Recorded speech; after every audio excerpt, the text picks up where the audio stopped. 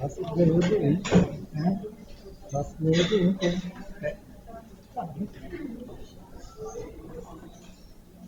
Não com uma boa vontade. Amanhã o Flamengo foi para zero. O Grêmio foi 2-0. Foi 2-0. Hoje? É. Na cela.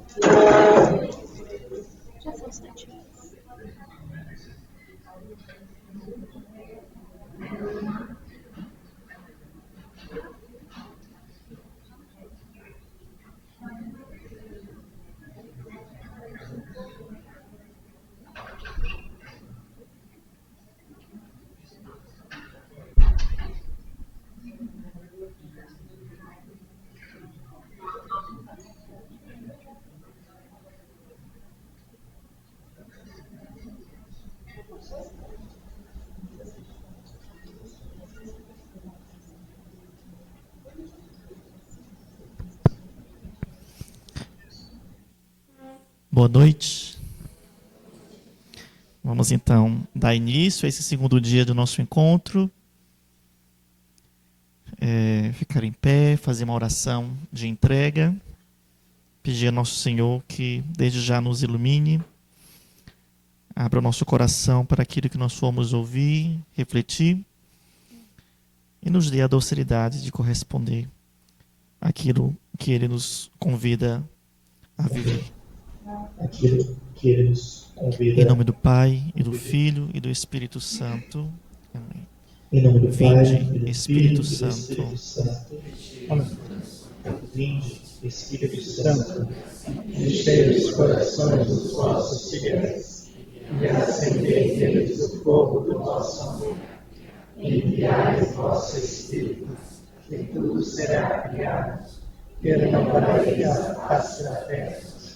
Oremos. Ó Deus, que destruíste os corações dos vossos fiéis, com a luz do Espírito Santo, fazei que apreciemos retamente todas as coisas, segundo o mesmo Espírito, e gozemos sempre da sua consolação. Em nome do Pai, do Filho e do Espírito Santo. Amém.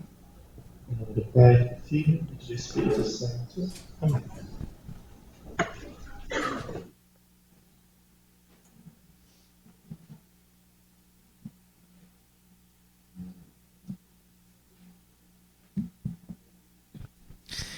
Bom, ontem ainda ficou pendente a gente falar um pouquinho sobre o segundo capítulo das primeiras moradas, embora eu já tenha adiantado a questão do autoconhecimento, que é neste capítulo que ela trata, discorre melhor, mas ainda tem outros pontos que me parecem fundamentais para a gente passar.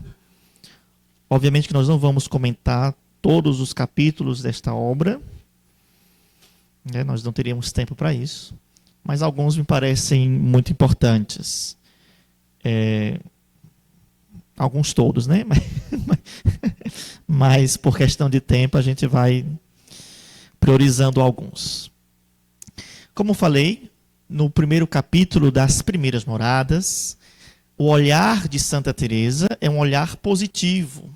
Ela traz uma antropologia bastante positiva. Então, o ser humano ele é apresentado como um castelo precioso, rico, né? Um diamante, pedras preciosas, com toda essa valorização que, em geral, nós nos esquecemos, né? Apesar de a gente ler repetidas vezes e ouvir mais ainda que fomos feitos imagem e semelhança de Deus, mas muitas vezes essa palavra nos vem dentro de um contexto não para nos recordarmos desse grande valor, mas para nos cobrar, né? Uma postura condizente com aquilo que a Escritura nos traz.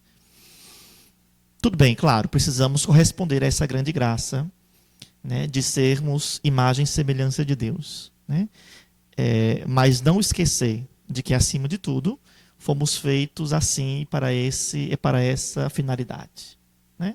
E aí sim, feitos para essa finalidade, com este propósito, né? João da Cruz vai dizer que o que Deus pretende é fazer-nos deuses por participação, né? Uma fala bastante forte, ao menos eu recebo como uma fala bastante forte, que Deus pretende é fazer-nos deuses, né? Obviamente não compartilhando conosco a sua natureza divina, mas elevando a nossa natureza aquilo que de fato sempre foi nosso, né? O ideal edênico, né? Aquilo que nós perdemos no Éden, aquela pureza, aquela santidade que com os nossos pais nós perdemos.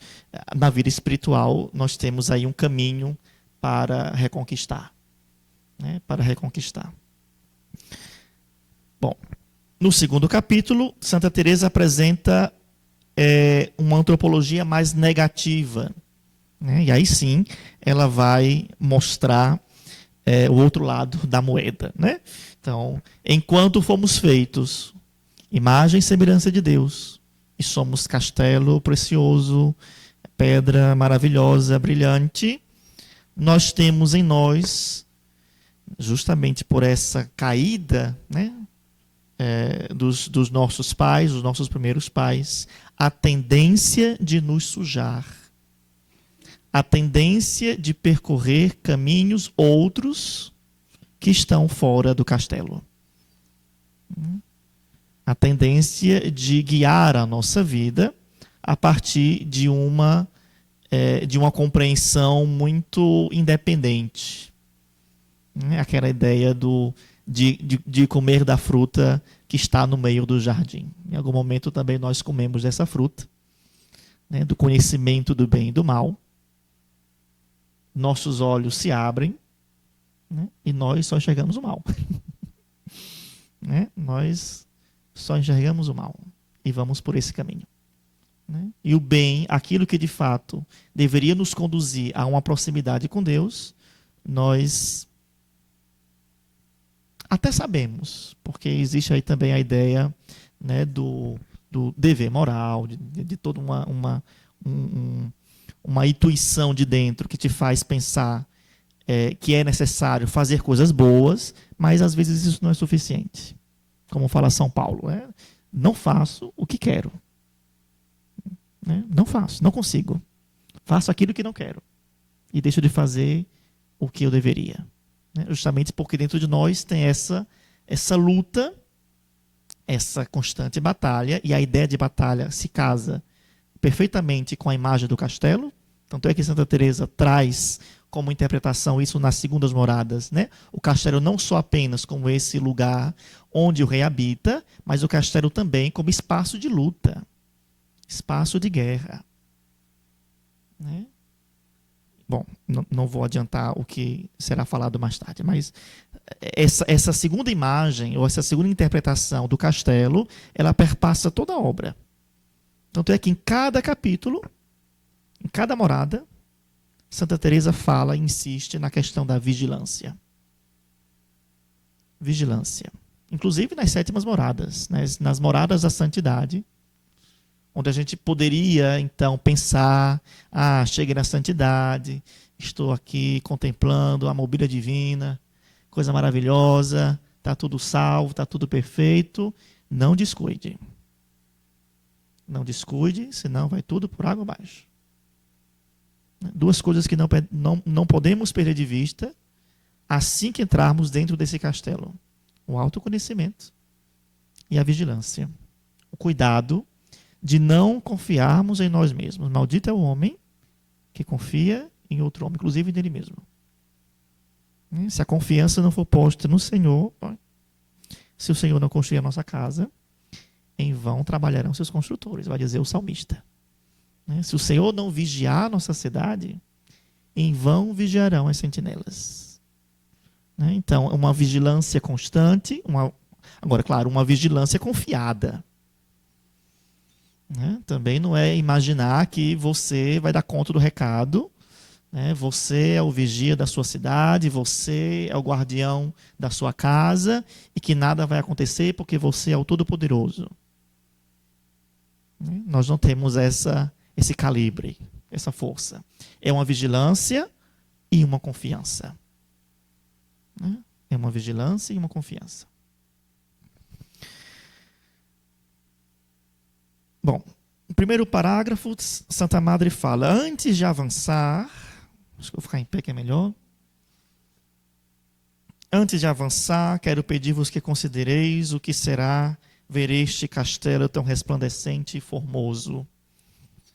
Esta pérola oriental, esta árvore de vida. Aí ela tece vários adjetivos: castelo precioso, resplandecente e formoso, pérola oriental, árvore da vida que está plantada nas mesmas águas, nas águas vivas da vida que é Deus.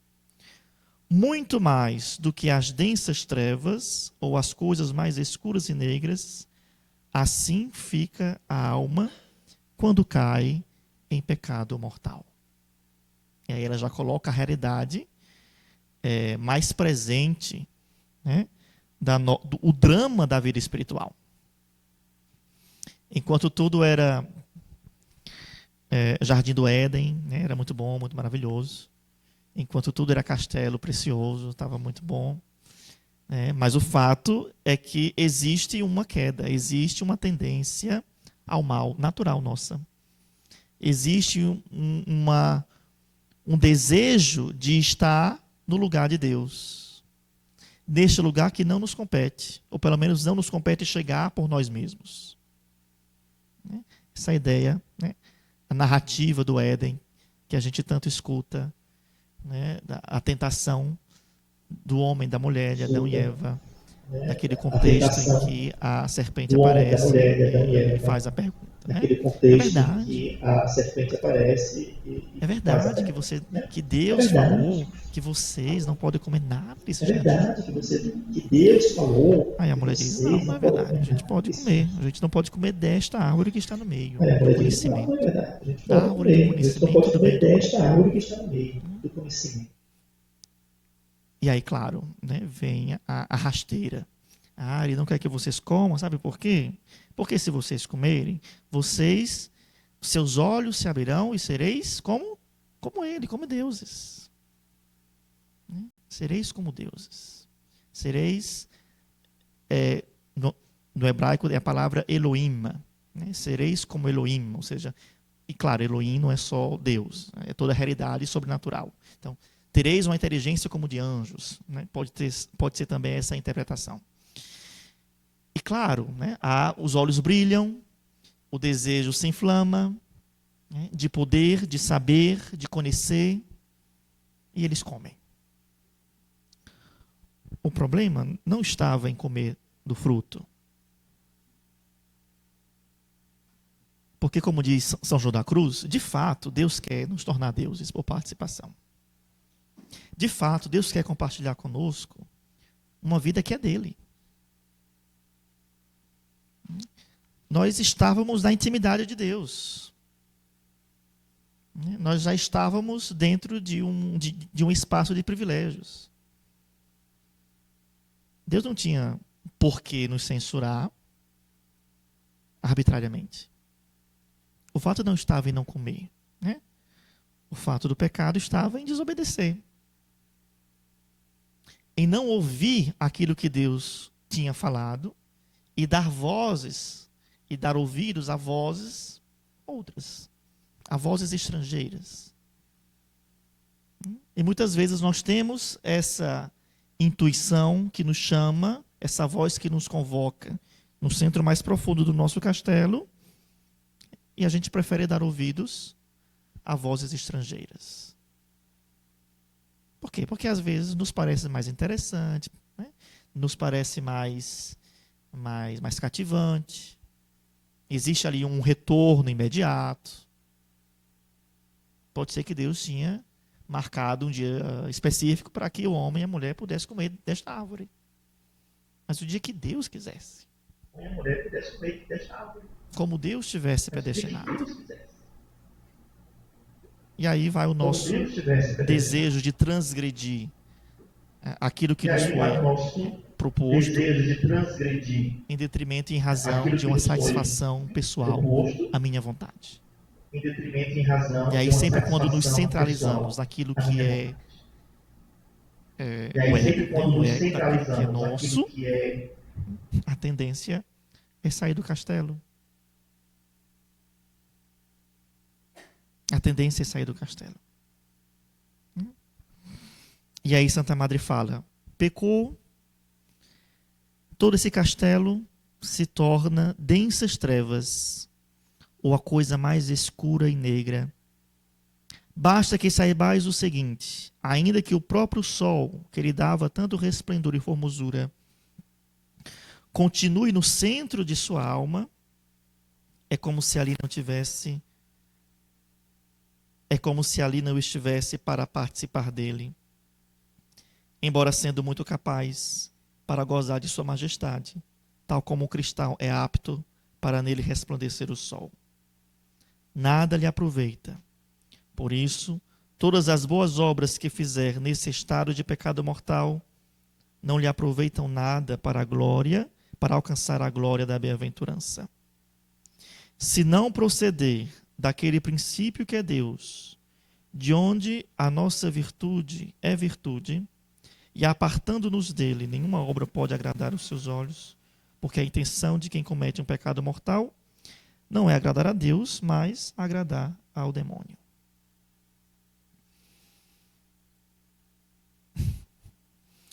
Ainda que não se tenha tanta intenção, né? Quando a gente se coloca dentro dessas ocasiões de pecado e de pecado grave, a gente novamente come do fruto do conhecimento que nos tira da graça de Deus e concomitantemente nos tira do castelo. Então, o que nos faz entrar no castelo é a oração, e o que nos faz permanecer no castelo, uma vida reta. E vida reta, entendo, uma vida que esteja conforme aos princípios daquilo que Deus nos orienta e nos pede. Em termos práticos, uma vida de estado de graça. Uma vida de estado de graça. Então, pecado mortal nos tira do castelo. Confissão nos coloca no castelo. Muito fácil isso. Muito fácil. Agora, claro, a ascese espiritual é cada vez mais tentar não reentrar no castelo, lógico. Ou seja, cada vez mais evitar ocasiões de comer da fruta proibida. Cada vez mais está com uma disposição interior para que o tempo, né, do meu percurso seja para avançar e não para regredir. E Santa Teresa fala que parar já é retroceder, né? Então é necessário caminhar e ir sempre de bem a melhor. Então é necessário caminhar e ir sempre de bem a melhor. De não parar até chegar na fonte da água da vida. De não parar custe que custar, ainda que o mundo venha abaixo. Custe que custar. Se ela fala um caminho de perfeição, capítulo 21, né? É o clássico. Então, entrar no castelo, precisamos ter essa determinação. Por quê? Porque existe em nós uma constante luta. Existe uma dignidade e existe um esforço de destruir essa dignidade. Um esforço nosso, inclusive. O trabalho que nós damos para Deus, vou lhe contar. Talvez sejamos nós os nossos principais inimigos.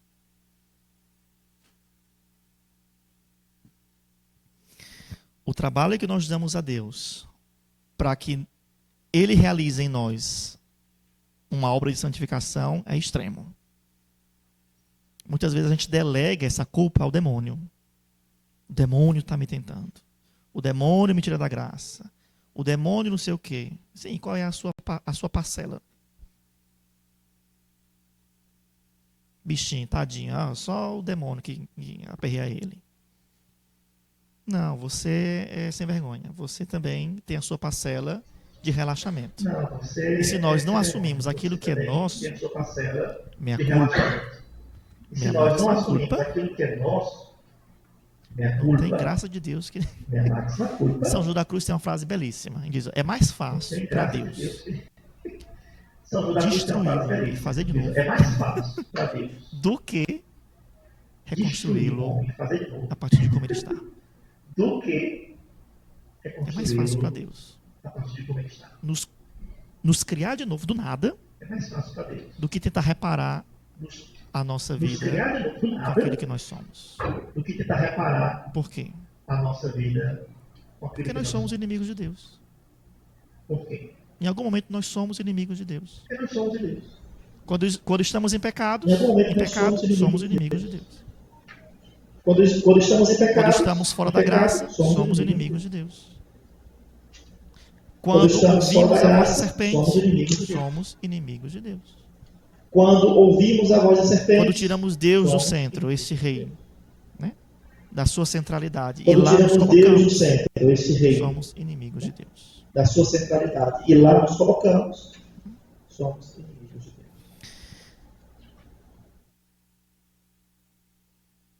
E Santa Teresa vai continuar no ponto 3. Aqui devemos considerar o seguinte: aquela fonte, ou melhor, aquele sol resplandecente que brilha no centro da alma, não perde o seu resplendor e beleza. Ele está sempre dentro dela e não existe nada que lhe possa tirar tal beleza. Mas, se sobre um cristal exposto ao sol se puser um pano muito preto, ele não refletiria qualquer brilho recebido. Olha que interessante essa imagem que nos traz Santa Teresa. De um cristal no centro do castelo que brilha como o sol, que é Deus, e que, obviamente, não vai deixar de brilhar e de ter o seu resplendor por causa dos seus moradores, no caso, nós mesmos. Agora, esse resplendor é ofuscado quando colocamos sobre ele um pano preto, um pano escuro. Ou seja, Deus continua sendo insistente, continua sendo presença em nós quando nós o traímos, mas o seu brilho não nos contagia. O seu brilho não chega a nós. Por quê? Porque nós mesmos colocamos este pano preto. Então, o esforço, desde já, as primeiras moradas, é tirarmos este pano preto para que essa luz possa irradiar, iluminar todo o nosso ser. Para que essa luz, e claro, como fazemos isso? Na confissão, todo o nosso ser. é um meio pelo qual, é um meio sacramental pelo qual Confissão nós tiramos é o este meio pano pelo qual, preto. é o meio sacramental pelo Nós qual permitimos que a luz de nós Deus brilhe tiramos e este irradie pano todo o preto. nosso ser. Nós permitimos que a luz de Deus Claro, todos os outros brilhe e irradie todo meios o nosso que a ser. igreja nos oferece Para todos os para outros nos meios que a manter no estado igreja de graça. A nos oração, a oferece Eucaristia, para né, o nos uso do sacramento, manter no etc. estado de graça. A oração, a Eucaristia, o uso do sacramento, etc. Bom, e novamente ela traz a realidade destas primeiras moradas, que é a oração. Ela fala do autoconhecimento novamente. E ela vai falar muito da sua, né, da sua importância. Sendo este autoconhecimento tão importante, muito desejaria que nele nunca houvesse desleixo, por mais subidas ao céu que estejais. Na verdade, enquanto vivermos nesta terra, não há nada que nos importe mais do que a humildade. Olha que palavra bonita, que virtude preciosa. Que inclusive ela vai tratar no caminho de perfeição como virtude necessária para ter oração. Humildade. Como virtude E o que é humildade necessária para Santa para ter Teresa? oração. Humildade. Caminhar E o que é a humildade para na Santa verdade. Teresa? A humildade é Caminhar caminhar na na verdade. verdade. Que A verdade é humildade essa? é caminhar na verdade.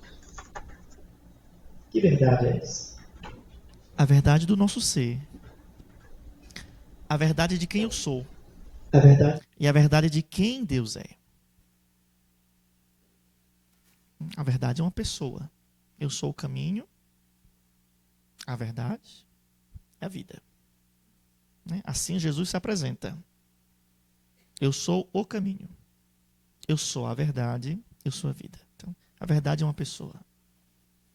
Então, caminhar na verdade, caminhar em Jesus Cristo, caminhar com disposição de realmente conhecer a si próprio, é crescer na humildade.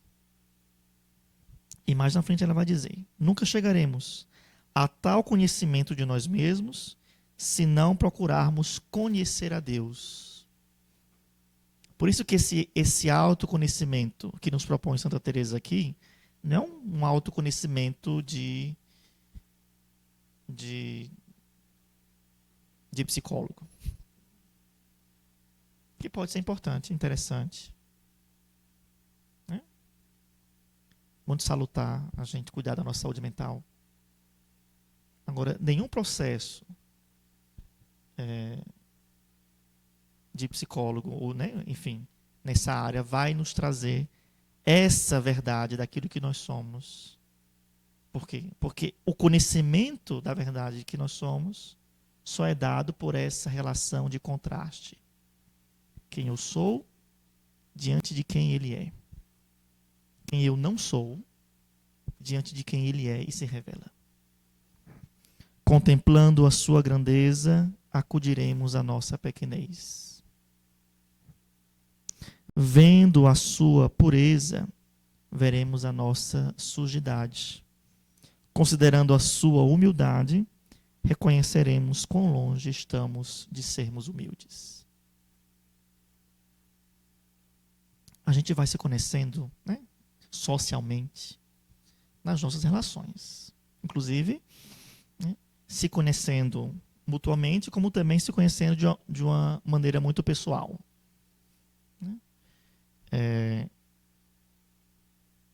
Nas nossas relações em casa, familiares, em trabalho, de amigos. É nesse trato interpessoal que nós vamos percebendo em nós as nossas potencialidades, os nossos defeitos, aquilo que nós não gostamos, nosso ponto forte. Por quê? Porque o outro vai identificar isso em nós. E nós vamos identificar isso em nós mesmos nesta relação com o outro. Por isso que essa relação, digamos, social é tão fundamental Desde criancinha, né? Que a criança tenha essa interação, para que ela possa se reconhecer e reconhecer o outro, né? E ter esse autoconhecimento. Da mesma forma na vida espiritual. Se nós não tivermos um contato contínuo, né? A oração que nós falamos ontem, né? Desse trato de amizade com quem sabemos que nos ama, de uma maneira sincera, a gente não cresce no autoconhecimento. Mas tem que ser sincero. Não crescendo no autoconhecimento, nós não crescemos na humildade. Não crescemos. E a gente vê muitas personalidades de igreja que têm um bom trabalho eclesial, pastoral, né? Mas que não têm uma vida de oração autêntica. E, consequentemente, não se conhecem e não são humildes. E muitas vezes a gente corre o risco de ser uma delas. Olha como faço bem o meu apostolado. É aquela história do Evangelho, né? Os dois homens entram no templo. Um vai lá na frente, bate no peito e diz: olha como eu sou bom, pago o dízimo. Obrigado, Senhor, porque eu nunca falho com os mandamentos. Obrigado, Cumpro todos. Senhor, porque eu nunca Fariseu. falho com os mandamentos. Um outro homem também chegou no templo. Fariseu. Ficou lá atrás. E batia no peito dizendo: piedade de mim, Senhor, porque sou pecador. E batia no peito dizendo: Cobrador piedade de de mim, Senhor, impostos. porque sou pecador. E Jesus pergunta: qual foi a oração que mais agradou a Deus? Aquele que, por cumprir os preceitos, se vangloriava e que obviamente tinha os seus pecados, os seus defeitos, mas diante de Deus ele era o modelo autêntico de sacerdote, de fariseu, sei lá o que ele era, ou aquele outro que, reconhecendo a sua pobreza, reconhecendo o seu pecado, se humilhava diante de Deus. Reconhecendo o seu pecado, qual sacrifício chegou diante de Deus? Qual sacrifício chegou? Só houve um sacrifício, no caso. Aquele que se coloca numa situação de não merecedor, mas ao mesmo tempo insistente. Não mereço, mas situação de não merecedor, mas ao mesmo tempo insistente. Aquele que estava lá na frente talvez estivesse como que pedindo a Deus uma salva de palmas. Obrigado. Pedindo a Deus não fizesse mais do que a sua obrigação. Uma salva de palmas. Obrigado.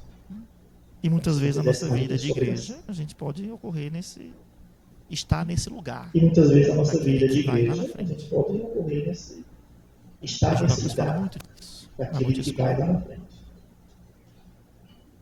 Como sou um bom cristão. Olha quantos textos eu rezo. Olha o véu que eu uso. Como sou um bom cristão. Olha quantos textos eu rezo. A Bíblia que eu Olha o leio. véu que eu uso. A liturgia das horas que eu rezo. Corrente, não sei o quê.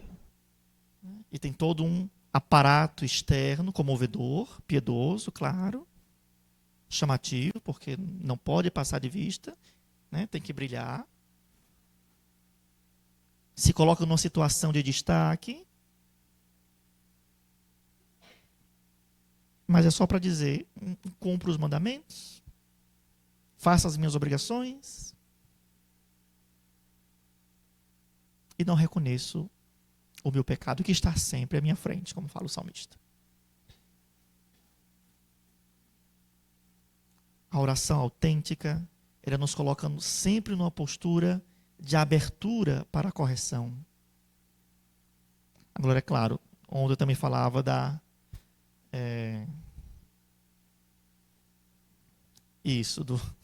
síndrome do vira-lata. Ai, pobre de mim, coitado de mim, como miserável sou, ai, ai, ai.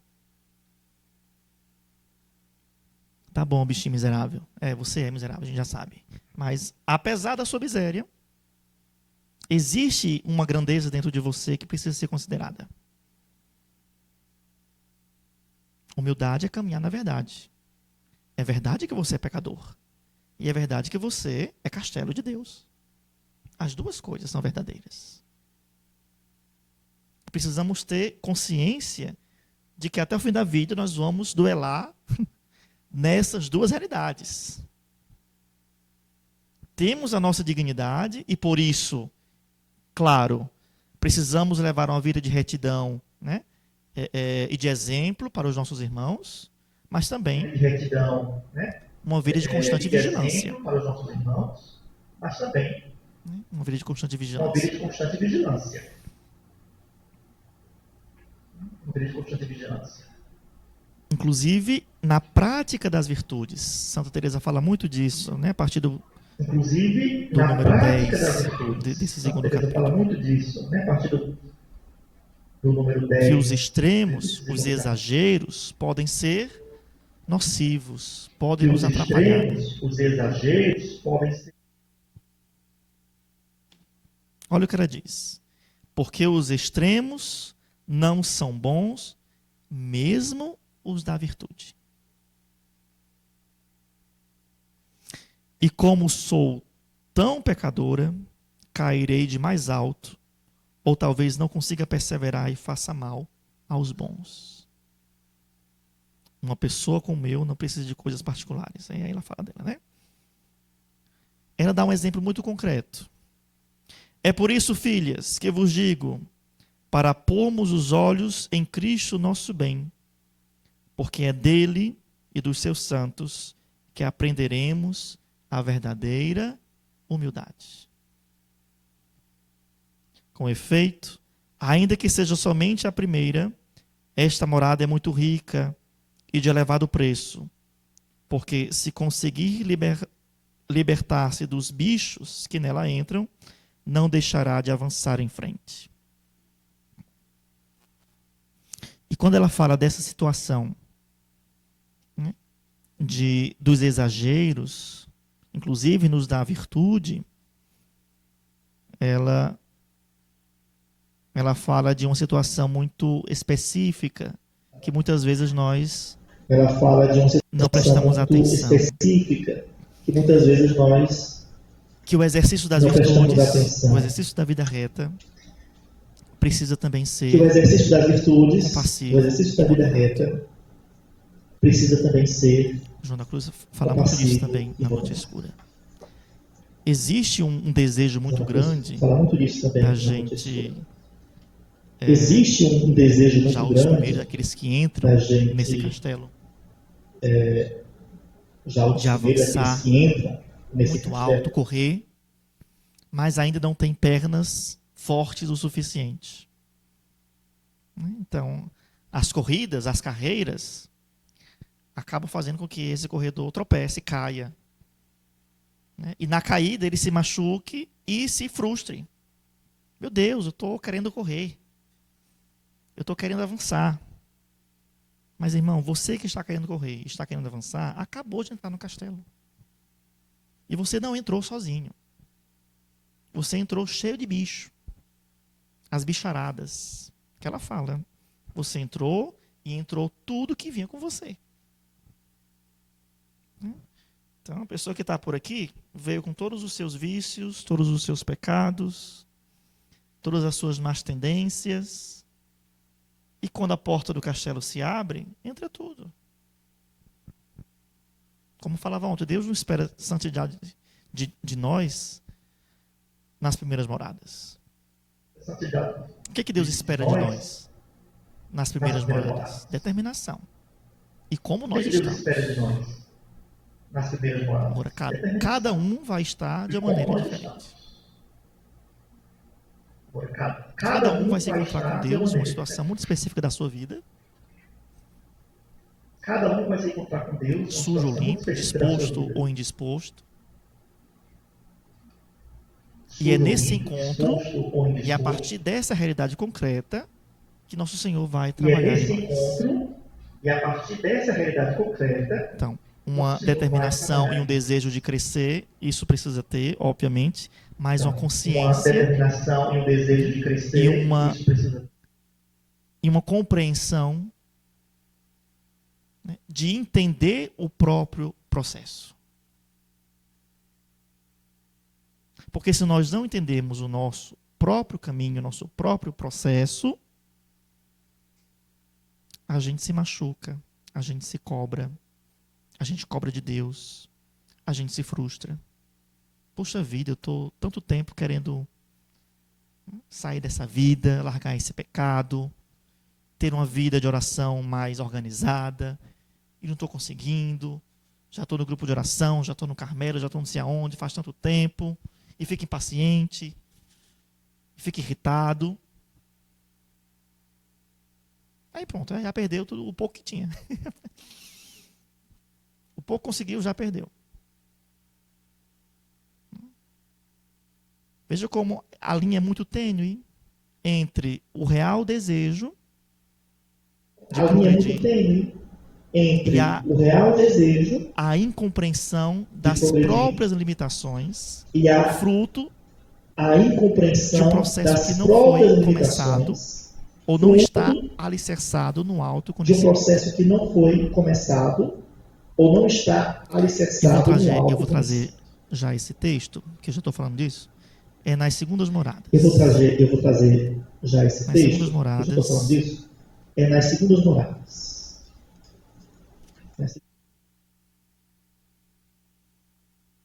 parágrafo 9.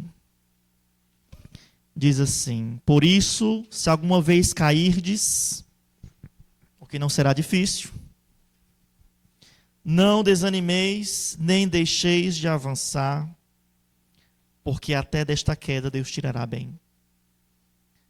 Assim faça o vencedor de terriga. Primeiro bebe o veneno para provar que é eficaz. Se noutras coisas não víssemos a nossa miséria e o grande mal que uma vida dissipada nos traz, só esta luta que temos de travar para nos voltarmos a recolher já é o suficiente. Poderá acaso haver mal maior do que não nos sentirmos bem na nossa própria casa? E que esperança podemos ter de encontrar sossego noutra coisa quando não conseguimos sossegar nas nossas? Acontece que os nossos grandes e verdadeiros amigos e parentes, as nossas potências, né, são as quais temos de viver, com as quais temos de viver sempre ainda que não o queiramos, são, segundo parece, o que nos declaram guerra e fazem-nos ressentidos pela guerra que os nossos vícios lhe deram. Paz, minhas irmãs, paz. Foi o que o Senhor disse e tanto recomendou aos seus apóstolos para guardarem. Acabe-se já com essa guerra. Pelo sangue que nosso Senhor derramou sobre nós, é o que peço àqueles que ainda não começaram a entrar dentro de si. Autoconhecimento. E aos que já começaram a entrar, peço que não retrocedam por causa dela. Saibam que a recaída é pior do que a queda, e a sua perda está à vista. Confiem muito na misericórdia de Deus e pouco em vós mesmas. E vereis como sua majestade leva a alma de morada em morada, até introduzir na terra, onde essas feras já não podem tocar nem cansá-la. Olha que interessante como fala, né? Que humanidade, que visão completa do ser humano. Paz, relaxa o teu coração. E muitas vezes a impaciência, o desejo de progredir, que de fato é lícito, é necessário, mas sem o autoconhecimento, sem a humildade, mas sem o a gente autoconhecimento, sem a humildade, a gente retrocede. Bom.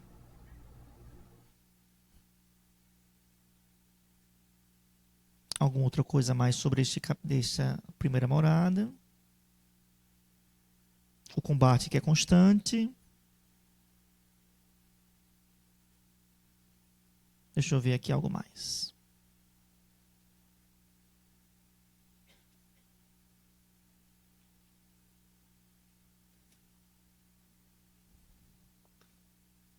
aqui no finalzinho, muito interessante o que ela fala.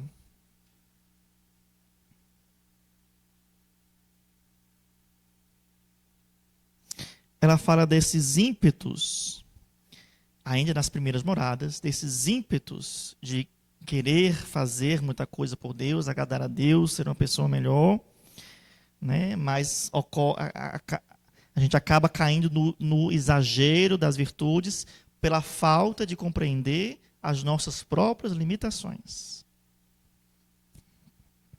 Santa Madre fala que a alma das primeiras moradas, ela é surda, muda e paralítica. Coitada. Não vê, não ouve, não fala e nem anda. Então ela é conduzida. Tudo que ela aprende de Deus é por pura bondade de Deus. Tudo que ela Porque ela ajeita aprende toda, de Deus com as é suas por pura vontade de fragilidades. Ela e as bicharadas. Deus. Ela ajeita toda. Então ela não consegue perceber com claridade, a voz de Deus. Então, nas segundas moradas ela já escuta alguma coisinha. Lá. Mas nas primeiras não. Tanto é que nessas primeiras moradas, Santa Madre fala daquela passagem do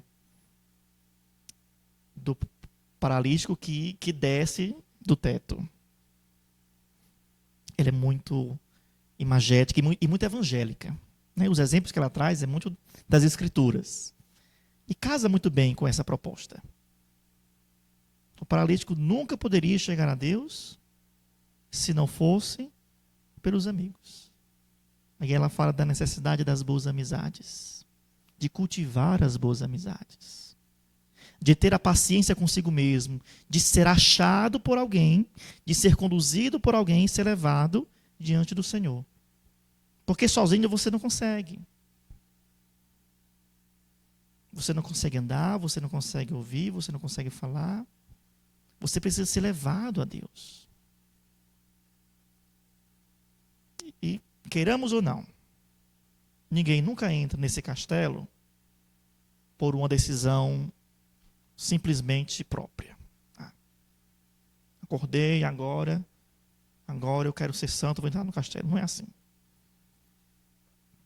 A gente sempre tem alguém que reza por nós, que a gente conheça ou que a gente não conheça. Sempre tem um amigo que vai e nos convida, um sermão que a gente ouve, uma música que a gente escuta e nos toca. Deus trabalha por intermédios. E ainda que Deus não se utilizasse de ninguém, de nada, nós nunca inauguramos um contato com Deus. Sempre será numa perspectiva de resposta. Vai falar São João da Cruz no livro da Chama Viva. Se a alma busca a Deus, muito antes, Deus busca esta alma. Muito antes, desde sempre. Então, agora eu quero ser de Deus. Não, agora você caiu em si e vai responder a Deus. Mas ele já lhe chama, desde sempre. Deus te convoca para a amizade desde sempre. Agora você se deu conta. Desde sempre. Bom. Agora você se deu conta. Bom. Sim, eu já me perdi. Das virtudes, eu falava das virtudes, né? E aí Santa Teresa traz esse exemplo. Por exemplo, o demônio suscita numa irmã uns ímpetos tão grandes de penitência que ela julga sorte e paz quando está a atormentar, quando se está atormentando. O princípio de fazer penitência é bom ou ruim? É bom, mas suponhamos, aí as hipóteses de Santa Teresa, suponhamos que a priora, a superiora, a madre, tivesse ordenado que esta freira não fizesse penitência sem a sua autorização. A regra é essa. Você não pode fazer penitência sem que eu permita. O demônio persuade, convence a irmã de que numa coisa tão boa, que é fazer penitência, ela pode desobedecer. Entender o cenário? Penitência é bom, nos ajuda, mas acima da penitência existe uma determinação para a qual esta irmã precisa obedecer. Você não vai fazer penitência. E aí, um anjinho bom, um anjinho mau. Ah, mas é muito bom fazer penitência. É rezar. Rezar não é bom? É. Então, será que essa madre está sendo gente boa porque ela está te impedindo de rezar? Aí vem todos os argumentos. Aí a freirinha dá ouvido ao demônio, reza. E enquanto ela reza, ela desobedece, então não serviu de nada. E se acha muito boa, penitente depois. Mesmo às custas da desobediência.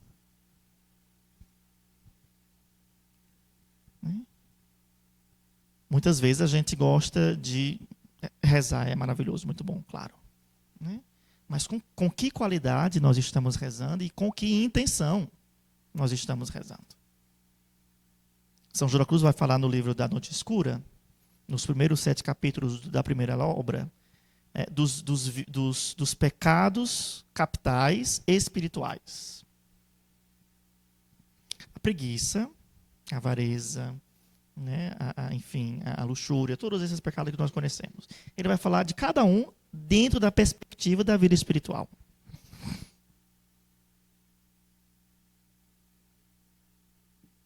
E quando ele fala, do orgulho e da avareza, ele fala justamente dessas personalidades que gostam muito de rezar, mas não para se santificar, mas para serem vistas, para serem admiradas por estarem rezando em público. Os gulosos espirituais gostam de um terço para cada dia. E tem que ser um terço. Segunda-feira é o terço com as pedras de Medjugorje. Pode ser outro. Terça-feira, os terços de Lourdes. Na quarta-feira, os terços de onde? Terça-feira, os terços de Lourdes. Novena para todos os santos. Na quarta-feira, os terços de onde? É bom rezar? É maravilhoso. É bom fazer novena? É.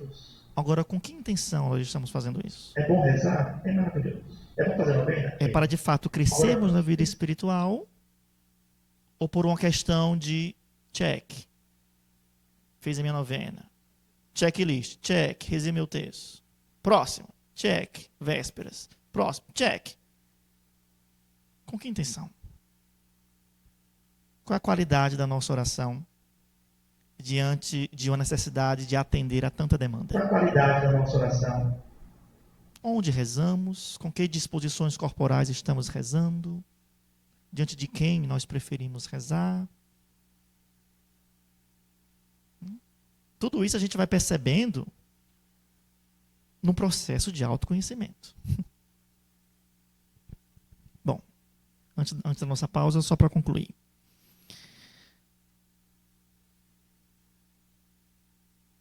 E Santa Teresa continua. Ela, essa freirinha que gosta muito de fazer penitência, às escondidas, começa a levar uma vida até chegar a perder a saúde e a não poder cumprir o que a regra manda. Daí é a consequência. Fez tanta penitência que ficou fraca e não consegue fazer as atividades da vida religiosa.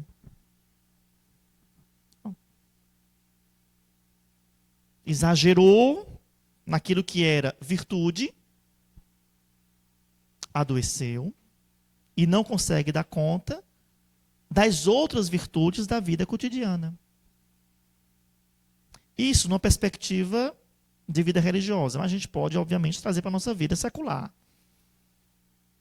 A nossa vida de leigo, de casa, de trabalho. Temos essa compreensão de que o cumprimento do que é bom precisa estar de acordo, claro, com as intenções do coração e com as disposições da própria vida.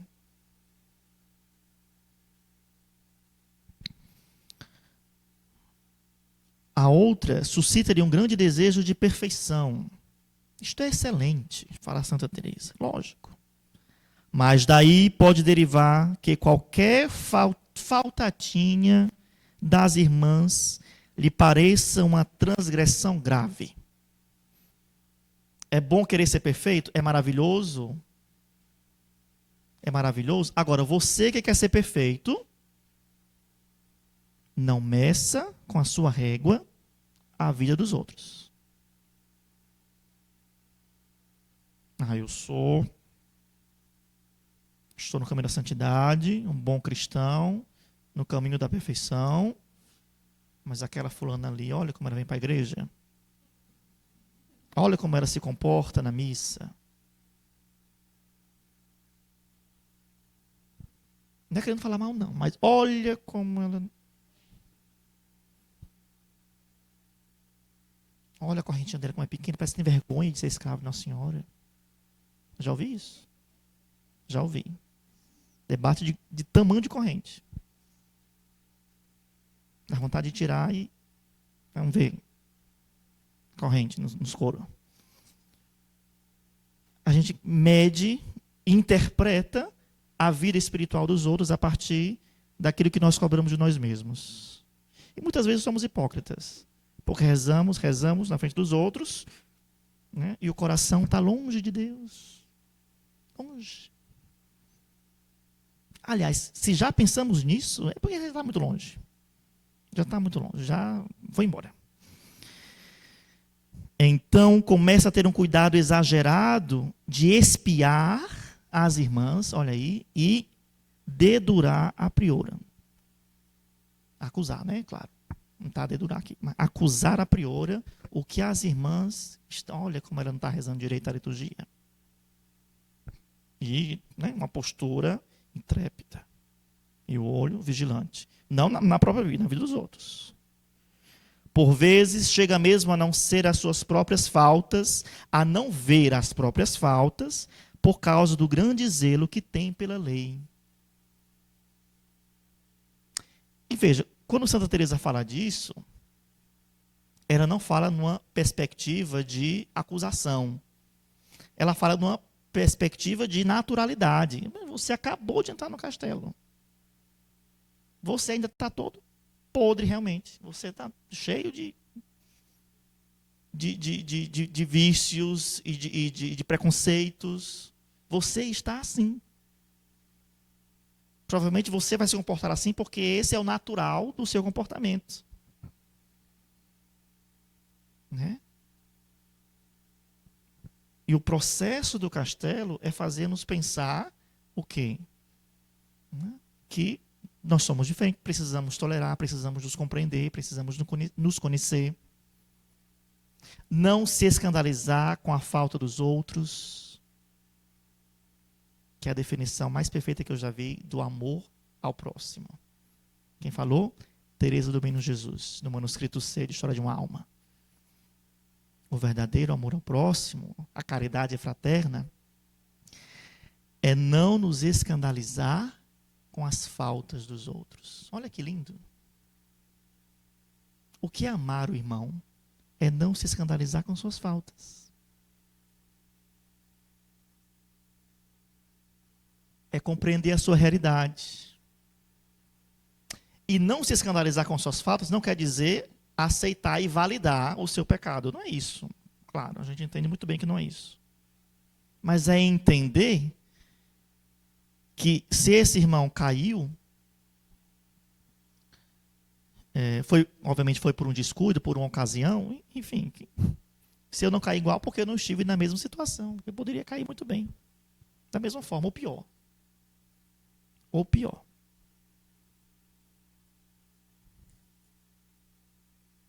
Nós temos a potência de fazer todo e qualquer pecado.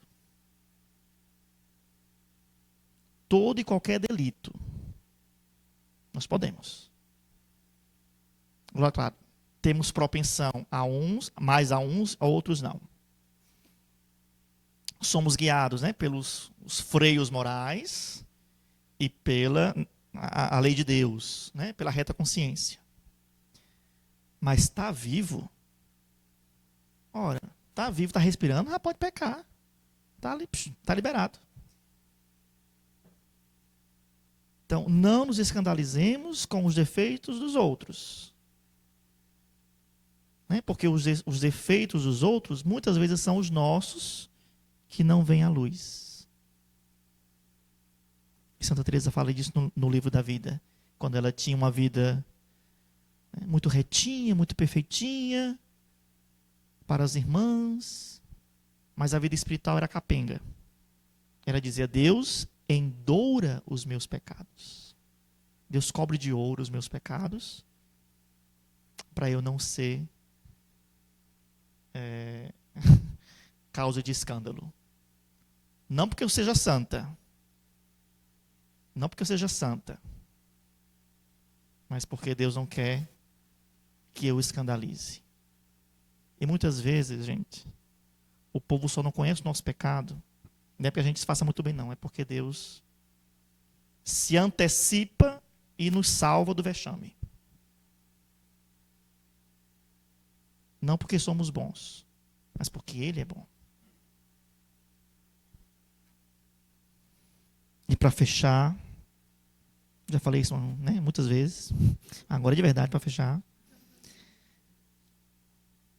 Santa Madre diz: como as outras irmãs, não lhe vem o interior, mas a mania de fiscalizar pode acontecer que não tomem muito a sério.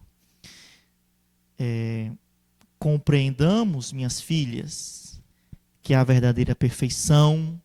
O que é ser perfeito para Santa Teresa? Um cristão de verdade, reto. A verdadeira perfeição consiste no amor de Deus e do próximo.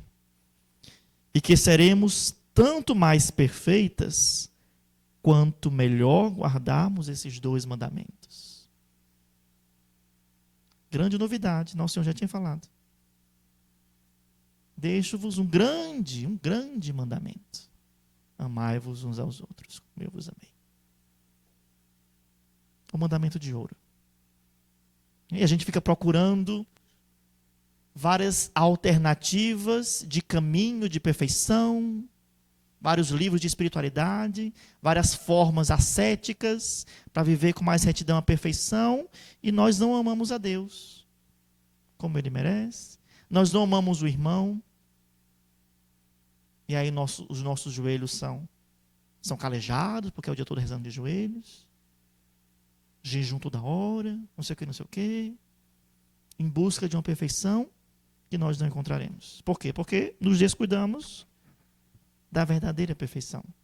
Amar a Deus e ao próximo. Toda nossa regra e constituição não são mais do que um meio para alcançar com mais perfeição aquilo que Jesus nos deixou. Deixemo-nos dizer os indiscretos que nos podem causar muito dano. Olha que bonito. Deixemo-nos dizê-los indiscretos. Aquela olhadinha de soslaio, julgadora, em nome do zelo de Deus. Que zelo de Deus? Você é uma fofoqueira. Fofoqueiro também. Reparador. E fica dizendo que é o zelo de Deus, é o zelo pela tua casa me consome. E a língua cortando o outro, julgando no coração. Cada uma olha para si. Pronto. Cada um olhando para si, a gente caminha bem, né? Bom, vamos fazer uma pausa agora. Pode ser?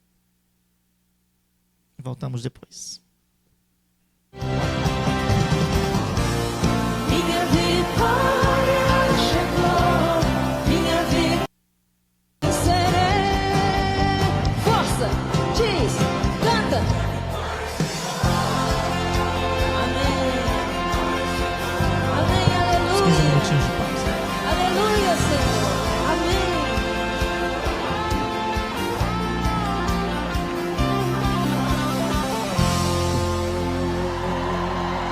Por gentileza, quem não assinou E vamos a lista convocar de São Miguel presença, e os tá? Por santos favor. anjos.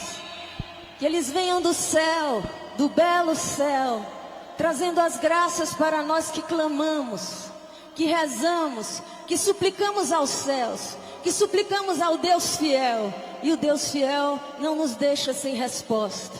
Ele envia São Miguel e os santos anjos com as graças e as bênçãos para nós que as suplicamos.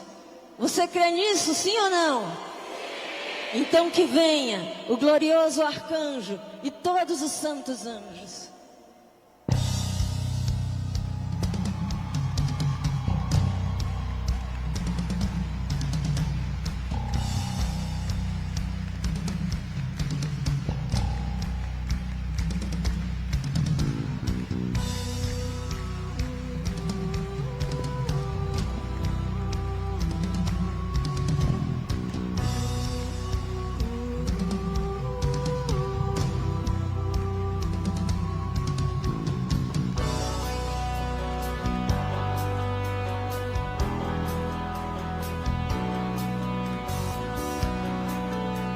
Glorioso arcanjo São Miguel, vinde em nosso auxílio. São Miguel, arcanjo, defendei-nos no combate, sede o nosso refúgio contra as maldades e as ciladas do inimigo.